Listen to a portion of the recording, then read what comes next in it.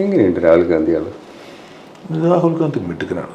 നമ്മൾ ഒരാളുടെ, ഞാൻ നേരത്തെ പറഞ്ഞ ഇമേജ് നശിപ്പിക്കുക എന്ന് പറയുന്ന ആണല്ലോ ഇവിടെ ചെയ്യുന്നത്. രാഹുൽ ഗാന്ധി നല്ല വിദ്യാഭ്യാസമുള്ള നല്ല, ഞാനൊരു 20 മിനിറ്റോളം അദ്ദേഹത്തിനോട് സംസാരിച്ചു. 20 മിനിറ്റ് കൊണ്ട് നമുക്ക് ഒരാളെ 20 മിനിറ്റ് കൊണ്ട് മനസ്സിലാക്കാവുന്ന മനസ്സിലാക്കലുകൾ, അദ്ദേഹത്തിൻ്റെ സ്റ്റേറ്റ്മെൻറ്റുകൾ, അദ്ദേഹം എടുത്ത എഫേർട്ട് ഇതിനു വേണ്ടി നടന്നതൊക്കെ വളരെ വലുതാണ്. അപ്പോൾ അയാൾ കുറച്ചുകൂടെ ചെറുപ്പമാണ്. എന്തൊക്കെ നിങ്ങൾ നമ്മൾ സംസാരിച്ചു ഷെയർ ചെയ്യാൻ പറ്റും?